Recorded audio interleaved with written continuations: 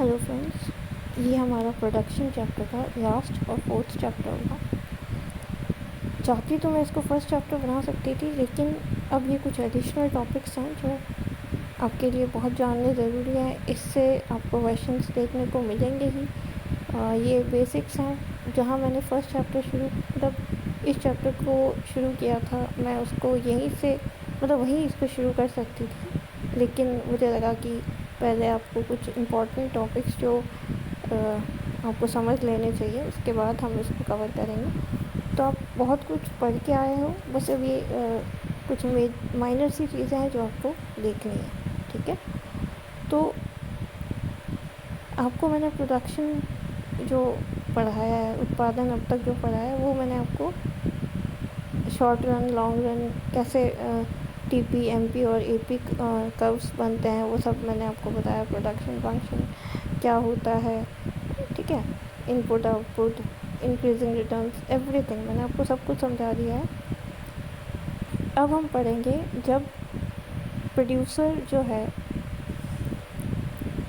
यानी जो जैसे कि कंज्यूमर हमने यूटिलिटी में हम पढ़ते हैं, अभी तक मैंने लिया नहीं है यूटिलिटी, लेकिन आपको कुछ स्टूडेंट्स को तो ज़रूर पता होगा।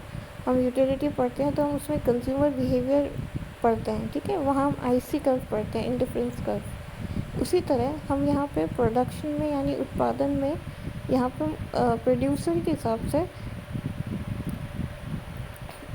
जो पढ़ते हैं कि जहाँ पे प्रोड्यूसर को जो भी वो इनपुट्स लगा रहा है, जो भी रिसोर्सेज वो लगा रहा है, उनका कॉम्बिनेशन, ऐसा एक कॉम्बिनेशन वो चूज़ करना चाहता है, यानी सेलेक्ट करना चाहता है, जहाँ पे चाहे वो कोई भी कॉम्बिनेशन चूज़ करे, उसको सेम प्रोडक्शन यानी एक जैसा ही प्रोडक्शन मिलेगा। चाहे वो जैसे कि एग्ज़ाम्पल के रूप में अगर मैं बताऊँ आपको, तो अगर मान लो कि 2 लेबर 1 कैपिटल, 3 लेबर 5 कैपिटल, या 3 कैपिटल 5 लेबर, तो 3 और 5 कैपिटल लेबर नहीं हो सकते, लेकिन आप अगर जैसे ग्राफ पे फॉर्म करते हो तो कोई भी कॉम्बिनेशन लो, उसका प्रोडक्शन 100 ही हो रहा है, ठीक है, 100 ही हो रहा है।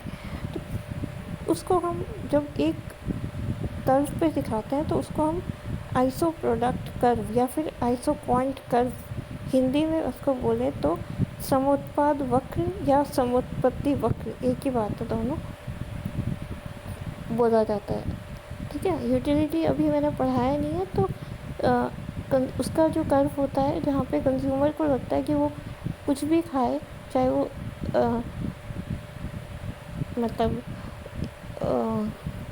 एक बनाना, 2 एप्पल या 2 एप्पल 3 बनाना, कुछ भी खाए, उसका जो जिसको सेटिस्फैक्शन मिल रही है, जो उसको संतुष्टि मिल रही है, वो एक ही रहेगी। और जिस वक्र पे या जिस कर्व पे उस संतुष्टि को दिखाया जाता है, उसको हम इंडिफरेंस कर्व बोलते हैं। और यहाँ पे इसको हम आइसो प्रोडक्ट या फिर आइसो क्वांट कर्व बोलते हैं, ठीक है। ये प्रोड्यूसर यानी उत्पादक के हिसाब से पढ़ते हैं, और वो उपभोक्ता यानी कंज्यूमर के हिसाब से पढ़ते हैं। तो आप इन दोनों को, एक को किसी को पढ़ देते हो तो आपको दूसरा ऑटोमेटिकली समझ आ जाता है, ठीक है। तो इसकी जो डेफिनेशन है वो ये है, an iso product curve is a locus of various combination of 2 factors of production giving the same level of output, and the producer is indifferent to each of the such combinations. देखो, वही बात मैंने आपसे कही कि जब उत्पादक जो है, हिंदी में अगर पढ़ें तो, जिस प्रकार उपभोक्ता अपने सीमित साधनों पर अधिकतम संतुष्टि प्राप्त करना चाहता है, ठीक उसी प्रकार प्रत्येक उत्पादक का मुख्य उद्देश्य अपने दिए हुए साधनों से अधिकतम लाभ प्राप्त करना होता है। समुत्पाद वक्र उत्पादन प्रक्रिया की व्याख्या करता है, जो मैंने बताया। एक समुत्पाद वक्र के सभी बिंदु पर उत्पादन साधनों के विभिन्न संयोगों को बताता है, जिससे उत्पादित वस्तु की कुल मात्रा समान होती है।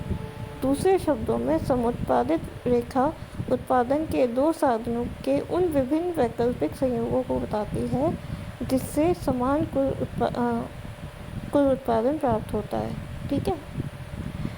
पॉइंट ये है कि जो आइसो प्रोडक्ट कर्व बनता है या आइसोकॉन्ट, एक ही बात है दोनों, उस कर्व के ऊपर चाहे आप कोई भी कॉम्बिनेशन उठा लो, कोई भी क्या बोलते हैं संयोग जो है वो उठा लो, सब पर आपको एक ही उत्पादन मतलब मिलेगा। प्रोडक्शन जो टोटल प्रोडक्शन है वो उतना ही मिलेगा, चाहे आप कॉम्बिनेशन कितने भी बना लो, ठीक है। मतलब प्रोड्यूसर को कोई नुकसान नहीं होगा, बात ही है। यानी कि वो किसी एक चीज़ को कम कर दे, किसी एक चीज़ को बढ़ा दे। ऑब्वियसली दोनों चीज़ों को बढ़ा नहीं सकता, दोनों चीज़ों को कम नहीं कर सकता। किसी एक चीज़ को बढ़ाना चाहेगा तो किसी एक को कम करेगा, ठीक है। लेकिन वो कुछ भी करे, फ़ायदा मतलब उसका जो टोटल प्रोडक्शन है उस पर नुकसान नहीं होगा, बात इतनी सी है, ठीक है। कि मतलब अगर सिंपल भाषा में कहें कि अगर आपको अगर भूख लग रही है तो आप 2 रोटी और 1 कटोरी चावल खा लो, चाहे 4 कटोरी चावल खा के 1 रोटी खा लो, आपको भूख आपकी पूरी हो जाएगी, मतलब आपका पेट भर जाएगा, ठीक है। कोई भी किसी भी तरह से खाओ पर आपका पेट भर जाएगा। कोई चीज़ कम करोगे, कोई ज़्यादा करोगे ना, तो वो होता है इंडिफरेंस कर्व। लेकिन अगर प्रोड्यूसर की बात की जाए, उत्पादक की बात की जाए, तो कुछ भी कोई भी तरीके से बनाए उसका प्रोडक्शन जो है उतना का उतना ही रहेगा। और जो वक्र ये चीज़ बताता है, जो कर्व ये बात बताता है, वो इंडिफरेंस कर्व आइसोकॉन्ट कर्व या समुत्पत्ति वक्र कहलाता है, ठीक है। अब अगर ऐसे बहुत सारे वक्र यानी बहुत सारे कर्व एक ही मानचित्र पे या जिसको बोलते हैं मैप पे बनाया जाए तो उसको आइसोकॉन्ट मैप या फिर समुत्पादक मानचित्र बोलते हैं, ठीक है। ये देखो, आपको ये चीज़ ऐसे नहीं समझ आएगी मैंने क्या बोला है, जो 1 मिनट में आपको दिखाती हूँ। आप ये देखो, फर्स्ट ये देखो IQ1, IQ2, IQ3, ठीक है। तो अब मान लो IQ1 जिस पे 100 प्रोडक्शन यानी 100 का प्रोडक्शन हो रहा है, उस पर कितने कॉम्बिनेशन बन रहे हैं? 9 और 5 है ना, 6 और 10, 4 और 15, 3 और 20, यानी कि 3 capital 20 labour, 4 capital 15 labour, 6 capital 10 labour, 9 capital 5 labour. इस तरह से बन रहा है ना। श्रम और पूंजी का अलग अलग कॉम्बिनेशन है, ABCD किसी भी तरह से मान लो, लेकिन उसका टोटल प्रोडक्शन जो है वो 100 का 100 ही रहा। ये तो क्या हुआ, समुत्पादक वक्र, और कह सकते हैं आइसोकॉन्ट कर्व। अब ऐसे ही 3-4 बना लिए इस पर एक साथ ही अलग अलग कॉम्बिनेशन। देखो IQ1 हो गया, फिर IQ2 हो गया, फिर IQ3 हो गया, ऐसे और भी हो सकते हैं। मतलब ऊपर जा रहा है तो ज़्यादा से ज़्यादा प्रोडक्शन हो रहा है, यानी 200, 300, 400 ऐसे। तो ये जब एक ही मैप में बन रहे हैं ना, जिसको आइसोकॉन्ट मैप बोलते हैं, ठीक है, समुत्पादक मानचित्र, ठीक है। आगे समझ।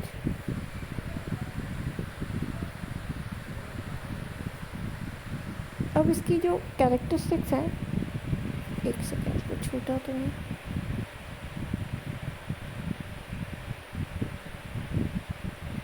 कुछ खास नहीं, ठीक है। अब इसकी जो कैरेक्टरिस्टिक्स या विशेषताएं हैं वो इम्पॉर्टेंट है, आपको याद रहनी चाहिए। जिसको इंडिफरेंस कर्व याद है उसको आइसोकॉन्ट कर्व याद रह ही जाएगा, और दोनों एक जैसे ही होते हैं। फ़र्क इतना ही है, वो कंज्यूमर के हिसाब से यानी उपभोक्ता के हिसाब से होता है, और ये उत्पादक यानी प्रोड्यूसर के हिसाब से बनता है, ठीक है। तो पहला इसका है slope downward to the right, यानी कि नेगेटिव स्लोप। समुत्पाद वक्र ऊपर बाएं से नीचे दाहिने और गिरती हुई होती है। अभी बताया था ना, ऊपर से नीचे की तरफ जा रहा है और फॉलिंग है, ठीक है, मतलब गिरता हुआ है। The producer has a limited resource with alternative uses. अब ये तो इसकी एक्सप्लेनेशन है, ये तो हो गया कैरेक्टरिस्टिक कि भाई ये होता है, डाउनवर्ड स्लोपिंग होता है। और ये क्यों होता है, इसका रीज़न ये है क्योंकि आपके जो भी क्या बोलते हैं, आपके पास जो भी संसाधन है वो सब लिमिटेड है, यानी कि सीमित है, और वही उनके वैकल्पिक उपयोग भी हैं। जैसे मतलब उसका अल्टरनेट यूज़ भी है आपके पास। ऐसा नहीं है कि लाइक अगर आपके पास दूध है तो आप उसकी खीर भी बना सकते हो, और दूध है तो आप उसकी कॉफ़ी भी बना सकते हो, ठीक है। दूध है तो आप उसको कडल करके पनीर भी बना सकते हो, दूध है तो आप कुछ भी और प्रोडक्ट दूध से बना सकते हो, जो भी आपको आता है। यानी और दूध ऐसा भी नहीं है नदियाँ बह रही है आपके पास, कहीं से भी जाओ, लिमिट है। यानी उसी चीज़ की लिमिट भी है और उस चीज़ के अलग अलग यूज़ भी हैं। तो अब आप उसको सभी चीज़ों में यूज़ नहीं कर सकते कि आप चाहो जितना बनाया जाओ, इसलिए आपको मैनेज करना होता है कि आपको उसको कहाँ लगाना है और कितना लगाना है, ठीक है। इस वजह से आप एक चीज़ को बढ़ाते हो तो दूसरी चीज़ को कम करना ही पड़ता है आपको, इसलिए वो डाउनवर्ड स्लोपिंग होता है और वो भी डाउनवर्ड टू दी राइट, ठीक है। The producer has limited resources with alternative uses, it is not possible to increase both. यानी कि अगर हम प्रोड्यूसर की बात करें तो उसके पास तो यही साधन होंगे ना, लेबर कैपिटल यानी श्रम पूंजी, या और भी कुछ भी उसके जो भी साधन हैं वो असीमित नहीं है और सबका वैकल्पिक यूज़ है यानी उपयोग है। तो अब वो कहाँ किसको लगाए, किसी एक चीज़ को लगाएगा तो दूसरे को कम करना ही पड़ेगा, ठीक है। ये पहला कैरेक्टरिस्टिक है। दूसरा इसका है, ये होता क्यों है। सबसे पहली बात तो ये जो मैंने अभी आपको बताया कि एक को कम करना पड़ेगा तभी दूसरा बढ़ाया जा सकता है, ठीक है। अब ये चीज़ जो होती है इसको अगर हम मेज़र करें यानी मापे तो उसको बोलते हैं marginal rate of technical substitution, पर वो भी कौन सा, डिमिनिशिंग, यानी गिरती हुई सीमांत प्रतिस्थापन दर। ये जो नीचे गिर रहा है ना, एक का कम होना दूसरे का बढ़ना, इसको हम बोलते हैं घटती हुई सीमांत प्रतिस्थापन दर, या फिर इंग्लिश में बोल रहे हैं तो diminishing marginal rate of technical substitution, ठीक है। इस वजह से जो दूसरा कैरेक्टरिस्टिक निकल के आता है वो ये होता है isoquants are convex to the origin. वो सेम बात है, आपको क्या बोलते हैं, उन्तोदर कहते हैं इसको, कॉन्वेक्स को। जो आपने देखा ना डाउनवर्ड टू दी राइट, वो होता है कॉन्वेक्स कर्व। जो शेप बन रही है वो क्यों बन रही है, diminishing marginal rate of technical substitution की वजह से। ये क्या चीज़ होती है, ये मैं पहले जो बताया मैंने वही चीज़ यहाँ पे है कि कोई भी हाँ, वहाँ पे वो चीज़ थी कि रिसोर्सेज लिमिटेड है, यहाँ कॉन्वेक्स क्या उल्टोदर क्यों है, क्योंकि कोई भी किसी भी साधन का परफेक्ट सब्स्टिट्यूट या फिर सर्वश्रेष्ठ प्रतिस्थापन विकल्प नहीं होता। जैसे कि मैं आपको बताऊं, अगर मैं आपको जो पढ़ा रही हूँ और आपको कोई दूसरा टीचर पढ़ाए, या जो मुझसे अच्छा हो या मुझसे ठीक हो, उनकी मतलब मुझसे बहुत अच्छे हों और वो आपको पढ़ाते पढ़ाते कहीं चले जाएं और आपको पढ़ाने मैं आ जाऊँ, मैं आपको चाहे कितना भी अच्छा पढ़ा दूँ, लेकिन अगर वो मुझसे भी अच्छा पढ़ाते थे तो मैं उनको रिप्लेस या सब्स्टिट्यूट नहीं कर सकती। ऑल्दो मुझे भी वो सब कुछ आता है और उन्हें भी वो सब कुछ आता होगा, पर मैं वो तो नहीं हूँ। यानी कि एक इंसान को दूसरे इंसान से या एक श्रम या पूंजी या ज़मीन भूमि कुछ भी हो, एक साधन को दूसरे साधन से बदलने में आपको एकदम उसका एग्जैक्ट सर्वश्रेष्ठ या एप्ट जिसको बोलते हैं परफेक्ट चीज़ नहीं मिलती। इसीलिए जो आपका प्रोडक्शन है वो उस दर से कभी होता ही नहीं है, वो गिरता ही है। No factor is perfect substitute for another and inputs are subject to diminishing marginal return. अब वो कुछ भी काम करेगा तो वो उसका जो आउटपुट आएगा वो एग्जैक्टली वैसा नहीं आएगा, आप चाहे कितने भी चेंज कर लो, कुछ ना कुछ कम तो आएगा ही। इसीलिए जब भी हम नए नए यूनिट्स लगाते हैं यानी और से ज़्यादा लेबर या कैपिटल लगाते हैं तो हमें एक्स्ट्रा प्रोडक्शन मिलने के बजाय कम मिलने लग जाता है, ठीक है। यानी हम जितना एक्स्ट्रा और लोग लाना चाहते हैं, यहाँ होता क्या है, किसी एक चीज़ को बढ़ाने के चक्कर में हमें दूसरी चीज़ को कम करना होता है, लेकिन वो दूसरी चीज़ हम जो बढ़ाए जा रहे हैं ना एक को कम करके, वो हमेशा ज़्यादा प्रोडक्शन नहीं देता, वो कम देते जाता है। जैसे जैसे हम आगे बढ़ाएंगे वो उसका परफेक्ट सब्स्टिट्यूट नहीं होता है, इस वजह से वो प्रोडक्शन को गिराता है। इस वजह से जो कर्व होता है वो कॉन्वेक्स यानी ऊर्ध्वाधर होता है। मतलब अगर मैं एक ज़मीन पर, मतलब मेरे पास मान लो 10 एकड़ ज़मीन थी, अब मैं 8 एकड़ पे काम करना चाहती हूँ, पर मैं लेबर जो मैं 500 लगा रही थी अब मैं 1000 लगा रही हूँ, ठीक है। फिर मैं सोच रही हूँ कि मैं 5 एकड़ पे करूँ और मैं 2000 लेबर लगा दूँ। फिर मैं सोच रही हूँ 1 एकड़ पे करूँ और 3000 लेबर लगा दूँ। तो क्या होगा, भले मैं ज़मीन कम कर रही हूँ और लेबर बढ़ाई जा रही हूँ, लेकिन मेरा प्रोडक्शन जो है वो वैसा नहीं होगा, क्योंकि ज़मीन का काम ज़मीन ही कर सकती है, एक इंसान नहीं कर सकता। और इंसान का काम इंसान ही कर सकता है, एक ज़मीन नहीं कर सकती। तो वो उसका परफेक्ट सब्स्टिट्यूट या सर्वश्रेष्ठ वैकल्पिक साधन है ही नहीं। जब भी हम किसी चीज़ को बढ़ाकर दूसरी चीज़ को कम करते हैं, हमारा उत्पादन गिरेगा ही, क्योंकि उसका सीमांत उत्पादन जो होगा वो परफेक्ट हो ही नहीं सकता। तीसरा हमारा जो कैरेक्टरिस्टिक है वो है upper isoquant represent higher level of output, या फिर इसको ऐसे बोल सकते हैं, higher the isoquant higher the output. ऊपरी समुत्पाद वक्र के उच्च उत्पादन स्तर का प्रतिनिधित्व करता है। मतलब ये है कि जैसे जैसे मैंने पीछे बताया था ना आपको, IQ1, IQ2 एंड IQ3, तो 100, 200 और 300। जो IQ1 100 बता रहा था, IQ2 200 बना रहा है, IQ3 300 बता रहा है, यानी ऊपर से ऊपर जाओगे तो आपका प्रोडक्शन ऊपर से ऊपर बढ़ता ही जाएगा, ठीक है। चौथा, आइसोकॉन कांट इंटरसेक्ट टू और टेंजेंट टू ईच अदर, यानी ना तो वो रेखाएं एक दूसरे को काटती हैं और ना ही वो टेंजेंट होती है, ठीक है। टेंजेंट क्या होता है आपने मैथ्स में पढ़ा होगा, है ना। तो अब देखो क्यों नहीं काटती, इसका रीज़न मैं आपको ये कर्व देखो, इसमें देखो आपको जैसे IQ1 की बात करें तो IQ1 पे कौन सा पॉइंट है, S, R और T। ध्यान से देखना, S, R और T है IQ1 पे, और IQ2 पे क्या है, P, R और Q। अब R पॉइंट दोनों में कॉमन है। अगर इसको देखा जाए, IQ1 मान लो 100 प्रोडक्शन करता है, यानी S पॉइंट पे भी 100 बन रहा है, R पे भी 100 बन रहा है और T पे भी 100 बन रहा है। अब IQ2 मान लो कि 200 प्रोडक्शन का बता रहा है ये, तो P पे भी 200 बन रहा है, R पे भी 200 बन रहा है और Q पे भी 200 बन रहा है। अब एक मुझे बताओ, R पे जब 100 भी बन रहे हैं और R पे 200 भी बन रहे हैं, ऐसा हो सकता है? क्योंकि वो दोनों के बीच में हो रहा है। तो ऐसा कोई हो सकता है कि एक पॉइंट 100 भी बना रहा है, एक पॉइंट 200 भी बन रहा है? ऐसे कैसे हो रहा है? ऐसा हो नहीं सकता।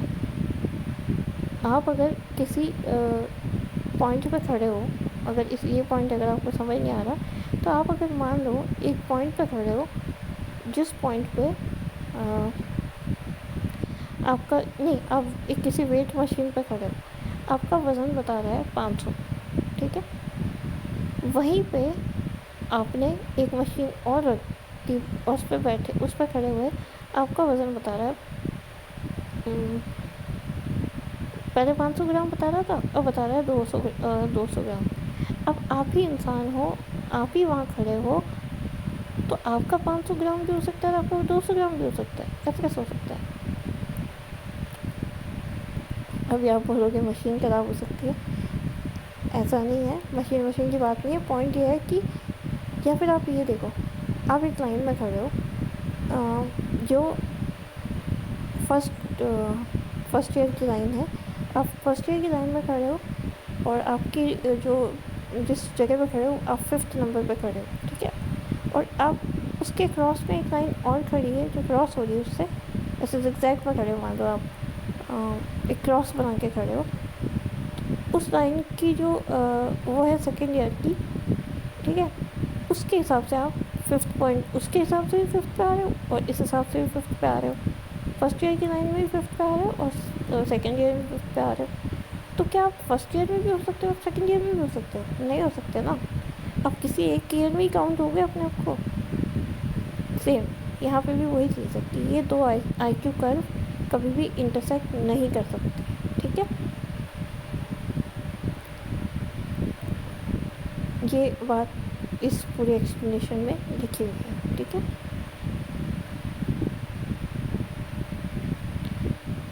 और ये मैं बता चुकी हूँ आपको पीछे कि, और हाँ सॉरी, वो जो marginal rate of technical substitution है उसका फॉर्मूला ये है delta Q upon delta L.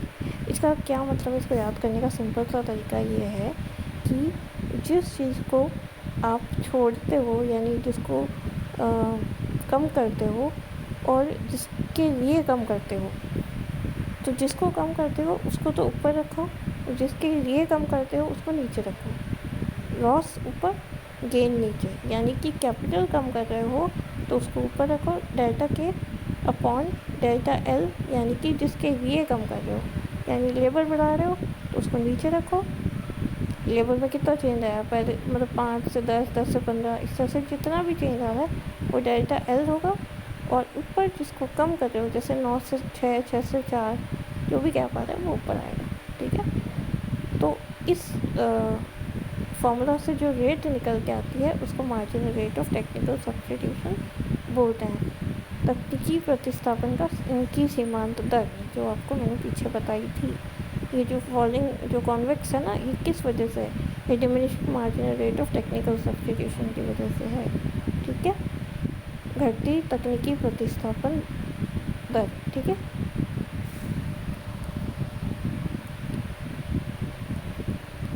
अब मैं आपको बताने जा रही हूँ ऑप्टिमम कॉम्बिनेशन जो होता है। प्रोड्यूसर जो है, उत्पादक जो है, वो मतलब कहाँ तक प्रोडक्शन कर सकता है। एक प्रोडक्शन तो अभी जो मैंने आपको सब कुछ कहानी बताई वो तो ये थी कि प्रोड्यूसर को यहाँ फ़ायदा होगा, वो इतना लगाएगा तो ऐसे बनाएगा, वो बनाएगा। पर सबसे बड़ी चीज़, क्या वो बना सकता है, क्या उसके पास इतना बजट होगा। आपने जो भी अपने लिए प्लान बनाया है तब तक एग्जीक्यूट नहीं कर सकते जब तक आपके पास उतना बजट नहीं होता, ठीक है। तो वो बजट वाली बात कहाँ से, आप कैसे बताओगे, वो हम बताएंगे आइसो कॉस्ट लाइन से, सम लागत रेखा से बताएंगे कि आपके पास उतना बनाने के लिए प्रोडक्शन भी तो होना चाहिए, मतलब जो भी आप प्रोडक्शन आप करना चाहते हो उतना बजट भी तो होना चाहिए, ठीक है। तो यहाँ देखो, iso cost lines represent combination of two factors that can be bought with different outlays. In other words, it shows how we can spend money on two different factors to produce maximum output. These lines are also called budget line और budget constraint lines. कीमत अनुपात या budget रेखा प्रत्येक साधन की प्रयुक्त मात्रा तथा उसके मूल्य का गुणफलन कर कुल योग फर्म के कुल प्रति व्यय यानी टोटल आउटले के बराबर होता है। ये फॉर्मूला देखो, Q X into P X plus Q Y plus into P Y. देखो, इस फॉर्मूला को समझने से पहले सिंपल सी बात मैं आपको ये बता रही हूँ कि अगर आपको मैंने 500 रुपये दिए और आपको बोला गया कि आप सब्ज़ी लेके आओ, तो आप सब्ज़ी को कैसे डिवाइड करोगे। मान लो कि अगर आपको रेट पता है कि 50 रुपये के अगर आलू होंगे तो आप उसके हिसाब से 50 से कुछ डिवाइड करोगे। फिर आपको प्याज भी लेना है तो प्याज की रेट अगर 100 रुपये होगी तो आप उसको इंटू 3 किलो मान लो, डिवाइड कर लो, मतलब मल्टीप्लाई कर लो। तो अलग अलग तरीके से आप ऐसे ऐड करते करते, मतलब यूनिट यानी आलू इंटू उसकी प्राइस, आलू कितने लिए कि जितने भी किलो लिए इंटू जितने भी उसकी प्राइस हुई, बस फिर प्याज कितने लिए कितने किलो इंटू उसकी प्राइस, ऐसे करते टोटल 500 रुपये होने चाहिए। यही फॉर्मूला है यहाँ पे, यानी टोटल एम जो है वो 500 है। ये क्यू क्या है, 2 किलो आलू इंटू पी क्या है, आलू की जो प्राइस है, प्लस क्यू क्या है, प्याज, और पी क्या है, प्याज की प्राइस। और प्याज का मल्टीप्लाई करके टोटल आ गया उसका, और इधर आलू का आ गया, टोटल मिला के क्या हुआ 500 हो गए। इस तरह से ये बनाना है। अब ये अलग अलग कॉम्बिनेशन जो आपको मैंने पीछे सिखाए, कि IQ कर्व पे जो अलग अलग पॉइंट आते हैं, तो अलग अलग पॉइंट पे जो भी बजट बनाया जाता है कि मान लो एक पॉइंट पे कितने लेबर है, उनकी क्या रेट है, फिर कैपिटल कितने, उनकी क्या रेट है, क्या वो आपके बजट में आता भी है, आपने कॉम्बिनेशन तो बना ली, क्या वो आपके बजट में है, फिट होता है, तभी तो आप बना पाओगे ना, प्रोडक्शन कर पाओगे।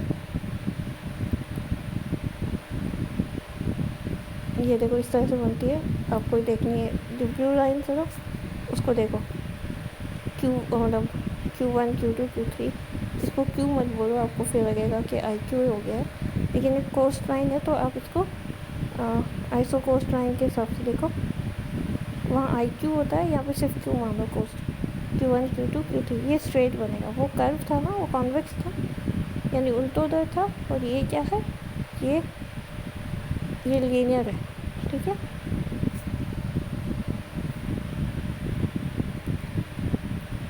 अब ये प्रोडक्शन इक्विलिब्रियम क्या होता है, उत्पादन साम्यावस्था क्या होती है, ये होता है कि हम वो प्रोडक्शन कॉम्बिनेशन जो हमें बेस्ट प्रोडक्शन दे रहे हैं, उसको हम देखेंगे कि वो हमारे बजट में फिट होता भी है या नहीं। इन दोनों लाइंस को जो अब तक हमने पढ़ा है, उनको हम मिक्स करेंगे, और जहाँ पे फिट बनेगा कि हमारा प्रोडक्शन भी हाईएस्ट हो और हमारे बजट में भी हो, तो वो हमारे लिए बेस्ट पॉइंट होता है, यानी इक्विलिब्रियम पॉइंट होता है। समझ गए। IQ कर्व शो से वो मैंने वही चीज़ पूरी कहानी आपको बताई कि IQ कर्व पे वो कॉम्बिनेशंस पता चलते हैं कि आपको सारा प्रोडक्शन सेम मिलना है, कोई भी कॉम्बिनेशन ले लो। और आइसो कोस्ट लाइन ये बताती है कि क्या वो प्रोडक्शन अलग अलग जो कॉम्बिनेशन है आपके बजट में फिट होते हैं या नहीं होते, ठीक है।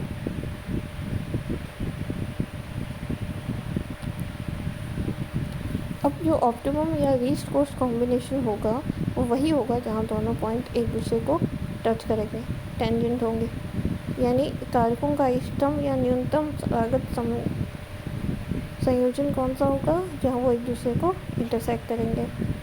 ये आप पॉज करके पढ़ रहे हैं ना, ये देखो यहाँ पे मैंने आपको ग्राफ से समझाना है, ढंग से समझ आएगा। देखो आपके पास टोटल ये TP लिखा है, यहाँ पे आप IQ समझ लो इसको 3500 4000 और 4500, यानी 3500 4000 और 4500, ये अलग अलग कॉम्बिनेशन है।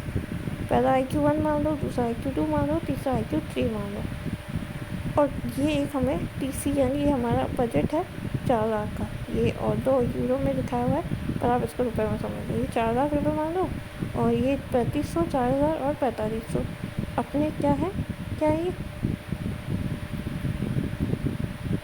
हमारे पास इतने ही, मतलब ये हम अलग अलग प्रोडक्शन कॉम्बिनेशन बना रहे हैं, और बजट हमारे पास है 4 लाख का। अब ये बजट 4 लाख वाला किसको टेंजेंट हो रहा है, किसको टच कर रहा है, 4000 के एक किसी पॉइंट को टच कर रहा है, जहाँ पे 30 कैपिटल और 30 लेबर का कॉम्बिनेशन बन रहा है। रेड डॉट पॉइंट दिख रहा है आपको, ये हमारा वो पॉइंट है जहाँ पे लीस्ट कोस्ट कॉम्बिनेशन बन रहा है, यानी इष्टतम संयोग बन रहा है। कैसे बन रहा है, देखो 3500 जो लोअर इंडिफरेंस IQ कर्व है, आइसो क्वांट कर्व है, उससे ज़्यादा प्रोडक्शन भी मिल रहा है और वो हमारे बजट में भी है। अब अगर हम 4500 वाला चाहते हैं तो वो हमारे बजट से बाहर है। अब आप बोलोगे कि मैम 3500 वाला क्यों नहीं बनाया। आप सिंपल सी बात बताओ मुझे, जब आपके पास 4000 बनाने का बजट है तो आप क्यों 4 लाख मतलब 3500 बनाओगे, क्योंकि आप 4000 बनाओगे तो आप 4000 बेचोगे भी तो सही ना, अब ज़्यादा बेचोगे तो ज़्यादा इनकम होगी। अब जब आपके बजट बड़ा था तो आप कम क्यों बनाओगे, मतलब आपके घर में अगर मिठाई पड़ी होगी तो आप मिठाई क्यों नहीं खाओगे, समझ, सिंपल सी बात है। जब आपके पास बजट है तो आप ज़्यादा करोगे ही। हाँ, अब 4500 का बजट तो आपके पास है नहीं, तो आप वो नहीं बना सकते, ठीक है। और दूसरा उस तरफ देखो कि वही बात मैं यहाँ बता रही हूँ कि यहाँ पे 3 बजट है, 3 लाख 4 लाख और 5 लाख। अब 3 लाख वाला बजट तो आपके पास है ही, ऑफकोर्स जब 4 का है तो 3 लाख का तो है ही। लेकिन अब आप 4 लाख वाला बजट लेके बैठे हो तो आप 4 लाख वाला 4,000 वाला प्रोडक्शन ही करोगे, ठीक है। 5 लाख वाला बजट आपके पास मान लो है, लेकिन आपके पास वैसा कोई कॉम्बिनेशन अच्छा वाला फिट हो ही नहीं रहा है, तो आप नहीं बनाओगे। यानी आपके पास बजट भी होना चाहिए और आपके पास वो अच्छे बेस्ट कॉम्बिनेशन भी होने चाहिए जिसको आप बना सको, ठीक है। मतलब आपके पास बजट है पर रिसोर्सेज नहीं है, आपके पास काम करने वाला कोई नहीं है, आपके पास ज़मीन नहीं है या मशीन नहीं है, तो बजट का क्या करोगे? आपको क्या लगता है पैसा हर कुछ खरीद सकता है? नहीं। आपको अगर लेबर मिल जाएंगे तो वो उतने स्पेशलिस्ट नहीं मिलेंगे, ठीक है, समझ रहे। वो फिर से बताया मैंने यहाँ पे MPP L और K मार्जिनल रेट, मतलब ये MPP क्या बताया था? Marginal productivity of labour, marginal productivity of capital. अब आपको लग रहा होगा बहुत कन्फ्यूजन हो रहा है यहाँ पे, तो पहले एक आधे पार्ट को देखो जो पहले आप पढ़ के आए हो। Delta Q upon delta L, यानी ऊपर वाला लॉस जिसके लिए छोड़ा वो ऊपर, सॉरी जिसको छोड़ा आपने, यानी कि जिसका लॉस किया वो तो ऊपर, और जिसके लिए छोड़ा यानी जिसको आपने यूज़ किया है, मतलब बढ़ाया है, वो नीचे। इतना पहले पढ़ के आए हो आप। लॉस अपॉन गेन, नुकसान अपॉन फ़ायदा। अब उसको हम सीमांत उत्पादन के हिसाब से यानी मार्जिनल प्रोडक्ट के हिसाब से देखें तो कैसे देखेंगे कि अगर हमने कैपिटल को कम किया तो लेबर ने हमें एक्स्ट्रा प्रोडक्शन कितना दिया, ठीक है। और नीचे अगर हमने लेबर, नीचे गेन लिखा है ना, यानी फ़ायदा लिखा है, तो लेबर को हमने जितना बढ़ाया तो हमारा जो मार्जिनल प्रोडक्ट ऑफ कैपिटल है वो कितना कम हुआ, मतलब उसका क्या चेंज आया, कम क्या हुआ। लेबर का तो एक सिंपल सा लॉजिक है, आपको पता है जिस चीज़ को आप ज़्यादा बढ़ाते हो उसकी यूटिलिटी कम होती है। प्रोडक्शन में भी वही सेम चीज़ है, आप जितना सोर्सेज को बढ़ाते हो उसका प्रोडक्शन गिरता जाता है। तो हमने यहाँ किस चीज़ को बढ़ाया था? लेबर को बढ़ाया था, तो लेबर की मार्जिनल प्रोडक्ट सीमांत उत्पादकता कितनी होगी? कम होगी। और किसको कम किया था? कैपिटल को कम किया था। जो चीज़ कम हो रही है उसकी तो हमें होता है ना, हमने अगर मीठा ज़्यादा खा लिया होता तो हम उल्टी आने लगती है, मीठा नहीं चाहिए। तो हमें जो नमकीन पहले अच्छा लग रहा था, नहीं अच्छा नहीं लग रहा था, हम खा रहे थे पहले 5 हम खूब सारी नमकीन खा चुके थे अलग अलग तरीके की, वो हमें अच्छी नहीं लग रही थी, ठीक है, उसकी यूटिलिटी कम हो गई थी। तो हमने क्या किया, अभी हम उस टाइम में मीठा खाने का इच्छा हुई, हमने नमकीन को कम कर दिया, हमने मीठे को बढ़ा दिया। जैसे ही मीठा बढ़ाया बढ़ते गया, अब हमें मीठा अच्छा नहीं लग रहा, तो अब जो चीज़ बढ़ाई उसकी यूटिलिटी कम होने लग गई। या वो वही चीज़ यहाँ पे हमने लेबर को बढ़ाया तो उसकी जो उत्पादकता है वो कम होने लग गई। और जो चीज़ पहले अच्छी लग रही थी अब मीठा खा के मुँह खराब हो गया, अब फिर सोच रहे हैं कि हम नमकीन खाएं, तो अब हमें जो पहले ख़राब लग रहा था वो अब अच्छा लग रहा है। अब यानी नीचे क्या आया? MPP ऑफ के यानी कैपिटल। समझ गए? एक ही बात है, इसको इस तरह से मैंने इक्वल्स टू में लिखा। चाहे तो आप MPP L अपॉन के इक्वल्स टू MRS लिख दो, चाहे आप MPP L अपॉन MPP के इक्वल्स टू डेल्टा के upon delta L equals to MRS लिख दो, चाहे कैसे भी लिख दो, ठीक है। ये पूरा फॉर्मूला इस तरह से बनता है।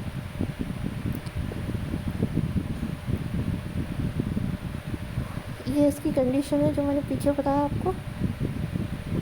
द IQ नहीं, the isocost curve is tangent to IQ। मैंने बताया कि जहाँ पे आइसो कोस्ट लाइन और आइसो क्वांट लाइन समलागत और समुत्पाद वक्र एक दूसरे को स्पर्श करेंगे या टेंजेंट होंगे, पहली चीज़ तो ये, तब ये इक्विलिब्रियम बनेगा। दूसरा, at the marginal rate of technical substitution ratio of price of two factors must be equal. यानी कि जिस पॉइंट पे आपका ये जो पॉइंट जो टच हो रहा है ना, वहाँ पे आपकी जो प्राइसेस है, जो भी लेबर आपने लगाए हैं उनका जो भी उनका, अब ऑफकोर्स जो आपने रिसोर्स लगाए उनके पर कोई ना कोई प्राइस तो रही होगी ना। तो पॉइंट तो यही बात हुई ना, अगर दो अलग कर्व मिल रहे हैं तो आपको सिंपल सी बात याद रखनी है। IQ कर्व क्या है? समुत्पाद वक्र क्या बताता है? Marginal rate of technical substitution, ठीक है। प्रतिस्थापन की सीमांत दर घटती ठीक है, घटती दर होगी वो। और जो आई क्यू नहीं, आईसो कॉस्ट समलागत वक्र, वो क्या बताता है, दोनों जो रिसोर्सेज हैं, दोनों जो साधन हैं, उनकी प्राइसेस को बताता है, कितनी प्राइस लगी उनकी, उन पर खर्चा कितना किया हमने, ठीक है। तो उनकी प्राइस इक्वल्स टू उनसे हमें जो एक्स्ट्रा प्रोडक्शन है उसकी सीमांत दर क्या हुई, तो दोनों का कॉम्बिनेशन। सिंपल सी बात है, उनकी जो स्लोप है ना, वो ढलान उनका इक्वल का होता है point. At the equilibrium point of producer the IQ curve should be convex to origin. Simple सी बात है, ये वाला जो पॉइंट आपको डॉट रेड पॉइंट दिख रहा है वो कॉन्वेक्स ही होना चाहिए, उल्टोदर ही होना चाहिए, कॉन्केव नहीं होना चाहिए कभी भी। कॉन्केव और कॉन्वेक्स आपको 10th तक याद होगा, आपने पढ़े ही होंगे। तो ये शेप जब भी इक्विलिब्रियम होगा वहाँ पे कॉन्वेक्स शेप होनी चाहिए। ये टेंजेंट जो स्पर्श रेखा हो रही है ना, दोनों रेखा वक्र जब स्पर्श कर रहे हैं, वो पॉइंट हमेशा कॉन्वेक्स पॉइंट होना चाहिए। कभी ऐसा नहीं हो कि कॉन्केव हो रहा है वो भी टच हो रहा है, वो नहीं माना जाएगा, वो इक्विलिब्रियम की कंडीशन नहीं होगी। तो दो ही कंडीशन है, दोनों की जो स्लोप है वो एक दूसरे से इक्वल होनी चाहिए, टेंजेंट पॉइंट का मतलब वो इक्वल है, और दूसरा वो उस पॉइंट पे कॉन्वेक्स होना चाहिए। जो कर्व है वो IQ कर्व, वो कॉन्वेक्स होना चाहिए। IQ कर्व यानी समुत्पाद वक्र उस बिंदु पे उल्टोदर होना चाहिए। उल्टोदर मैंने पहले ही बताया कि IQ कर्व का एक प्रॉपर्टी है, कॉन्वेक्स ही होगा, कभी भी कॉन्केव नहीं होगा। कॉन्केव अगर होगा वो भी लीस्ट कॉस्ट कॉम्बिनेशन पे होगा, तो सही नहीं माना जाएगा, वो इक्विलिब्रियम पॉइंट होगा नहीं। क्यों नहीं होगा? क्योंकि वहाँ पे दोनों में से मतलब पढ़ भी सकते हैं, दोनों कम भी हो सकते हैं, रिसोर्सेज की कोई गारंटी नहीं है, पर हमें उसमें जाना ही नहीं। हमें ये मानना है कि दोनों कॉन्वेक्स, मतलब वो पॉइंट कॉन्वेक्स होगा, कॉन्केव नहीं होगा। अब इकोनॉमिक रीजन लाभदायक सीमा क्या होती है, आर्थिक क्षेत्र का निर्धारण कैसे करते हो, मतलब ये पॉइंट ये कह रहा है, इसको जानना अगर है तो आपको रिज लाइन बनानी पड़ेगी। ये होती है रिज लाइन। देखो, आपको जो आपके लिए बेस्ट पॉइंट होगा ना, वो हो गया पॉइंट, वो जो पीछे भी पढ़ा के वो ख़त्म हो गया टॉपिक, ये नेक्स्ट टॉपिक है, अलग टॉपिक है इसका, लास्ट है बस। तो देखो, अपर रिज और लोअर रिज, इसको रिज बोलते हैं इंग्लिश में भी और हिंदी में, तो इसका कोई अलग नाम नहीं है। ये ऐसे रेखाएं जो आपको दिख रही है ना, ऊपर से एक जा रही है रिज 1, रिज लाइन 2, तो ये इसके अंदर अंदर जो एरिया है ना, इन दोनों के मतलब एक शंख जैसी शेप बन रही है, इन दोनों के ये जो शेप बन रही है अंदर अंदर वाला पॉइंट एरिया जो है, ये आपके लिए इकोनॉमिक यानी आपके लिए जो एरिया जो है लाभदायक है। आप मतलब प्रोड्यूसर, उत्पादक के लिए लाभदायक इतना ही रहेगा कि वो इसके अंदर रहते हुए काम करे, इतने ही लेबर और इतने ही कैपिटल लगाए, इससे ज़्यादा नहीं। ये जो भी बाहर का एरिया ना, इसके बाहर, इन दोनों रेखाओं के बाहर जो भी एरिया है वो अनइकोनॉमिक, यानी अगर इन पॉइंट इस एरिया में कोई भी कॉम्बिनेशन अगर आप उठाते हो तो वो आपको नुकसान देगा, किसी भी तरीके से फ़ायदा नहीं होगा। यानी कि आपको यहाँ देखो, आप IQ 0, 1, 2, 3 इस तरह के अलग अलग बने हुए ना, इसमें A और C पॉइंट तो आपको फ़ायदा देंगे और B और D नहीं देंगे, नुकसान होगा, क्योंकि वो बाहर है। A और C के बीच में कोई भी पॉइंट आता है ना, तो वो आपके लिए फ़ायदेमंद है, और B और D या और कोई भी पॉइंट बाहर की साइड जो भी है वो सब नुकसान देंगे। मतलब यहाँ से आपको लग रहा होगा कि इसका क्या सेंस हो, ये बता रहा है कि हमने तो पीछे पड़ गया है ना कि एक IQ कर्व के ऊपर, यानी एक समुत्पाद वक्र के ऊपर सारे सहयोग सेम मतलब इक्वल बराबर ही उत्पादन देते हैं। वो देते तो होंगे, लेकिन क्या वो सभी एक जैसा फ़ायदा भी देते हैं? क्या आपको और कोई नुकसान नहीं हो सकता उससे? तो आप वो पॉइंट चाहोगे जहाँ से हर तरीके से आपको फ़ायदा हो, तो वो आप इन दो रिज लाइन की वजह से की हेल्प से निकाल पाते हो। इन दो के बीच में जो एरिया आता है ना, वो आपको उतना ही प्रोडक्शन करना चाहिए। अब यहाँ पे अगर आप IQ 0 पे बनाते हो तो आपको कम प्रोडक्शन मिलेगा, और IQ 3 पे आपको प्रोडक्शन ज़्यादा मिलेगा। तो आप इन चारों IQ कर्व में से वो पॉइंट देखो जहाँ पे भी आपको काम करना है। नीचे पे तो क्यों करोगे, आप ज़्यादा ही करना चाहोगे ज़्यादा वाले पे करोगे, लेकिन एरिया अंदर वाला होना चाहिए। इसके बाहर आपको किसी न किसी तरह से नुकसान होगा। ठीक है, अब इससे पता क्या करना है, यहाँ देखो, समुत्पाद वक्र का वह बिंदु जहाँ साधनों का सीमांत उत्पादन शून्य हो।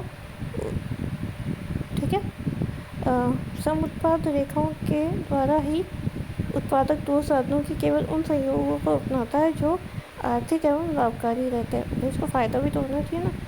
ऊपर और निचली रेखाओं के बीच का क्षेत्र उत्पादन का आर्थिक क्षेत्र यानी इकोनॉमिक रीजन कहलाता है। जहाँ समुत्पाद वक्र अपने अपने अक्षांशों के क्षैतिज यानी हॉरिजॉन्टल हो जाता है। अब ये इसने तो ये बताया कि कैसे वो बनाना है। आपको सिंपल सी बात है, ये टेंजेंट करके बनाना होता है। तो उसको आपको मैं इतना डिटेल में जाने की मैं इतना सजेस्ट नहीं करूँगी। आप पढ़ना चाहो तो पढ़ सकते हो, पर ये बनता है टेंजेंट पॉइंट। ये जो आपको लग रहा है ना कि A पॉइंट और C पॉइंट और ये ऐसे पॉइंट आए कहाँ से, ये पॉइंट आएंगे जब हम ये रेखा बनाएंगे ना। ऊपर से एक रिज 1 लाइन बनाई, नीचे से रिज 2 लाइन बनाई। अब यहाँ पे अगर टेंजेंट पॉइंट आप बनाते हो ना, जहाँ से भी टेंजेंट बनेगा ना वो पॉइंट माना जाएगा। C पॉइंट हो गया, जैसे A पॉइंट हो गया, वहाँ पे मान लो और कहीं होता कि जहाँ पे भी IQ 2 पे या IQ 3 पे कहीं पे भी अगर टेंजेंट बनाते हैं ना, तो ऐसे और भी पॉइंट आपको मिलेंगे। पर टेंजेंट जो होगा जहाँ भी वो स्पर्श कर रहे होंगे। रिज लाइन IQ कर्व को समुत्पाद रेखा रिज लाइन को जहाँ पे भी टकरा रही है ना, टच कर रही है, स्पर्श कर रही है, वो पॉइंट आपको बताएंगे। और उसके अंदर वाले एरिया क्या होंगे आपके लिए लाभदायक या इकोनॉमिक रीजन कहलाता है। ऊपर वाली रेखा जो अपर रिज लाइन है वो किसको बताती है, क्या बताती है यहाँ पे, MP ऑफ कैपिटल। और लोअर नीचे वाली क्या बताती है, अब देखो सीधी सी बात है, वाई एक्सिस पे क्या बताया जा रहा है, कैपिटल यानी पूंजी बताई जा रही है, और एक्स एक्सिस पे क्या बता रहे हैं, श्रम यानी लेबर बता रहे हैं। तो ये जो भी टेंजेंट पॉइंट है ना, जो भी रिज लाइन है, ऊपर वाली रिज लाइन क्या बताती है, यहाँ पे सीमांत उत्पादकता किसकी, पूंजी की सीमांत उत्पादकता शून्य होती है। Marginal product of capital is 0। और लोअर रिज लाइन क्या बताती है, सीमांत उत्पादकता किसकी, श्रम की। Marginal productivity of labour is 0। समझ गए, ऊपर वाली कैपिटल को डिनोट कर दिया, ऊपर इधर वाई एक्सिस पे कैपिटल है तो कैपिटल को डिनोट करती है यानी पूंजी को बताती है। नीचे वाली लेबर है तो नीचे वाली लेबर को बताती है। सीमांत उत्पादकता ऊपर वाली कैपिटल की 0 होनी चाहिए, नीचे वाली लेबर की 0 होनी चाहिए। ठीक है, उन दोनों के बीच का जो भी एरिया होगा उस एरिया को हम इकोनॉमिक रीजन बोलते हैं। इसको ढंग से 2-3 बार रिपीट करो, अच्छे से समझो, सब समझ आ जाएगा। नहीं आता है आप मुझसे पूछ सकते हो, कमेंट्स आप इजीली करो, आप इजी टू कांटेक्ट। मेरा नंबर आपको मैं ज़रूरत पड़ी तो ज़रूर शेयर करूँगी, लेकिन अभी आप कमेंट से काम चला सकते हैं। मैं इस पर वीडियोज़ अपलोड कर दूँगी, आपकी लाइव क्लास दूँगी, पर आई थिंक आपको समझ आ जाएगा जितना मैंने डिटेल एक्सप्लेनेशन दिया है। आई नो वीडियो काफ़ी लंबा हो गया है, पर मैं चाहती हूँ आपको ये ढंग से समझ आए। ठीक है, thank you, have a nice day.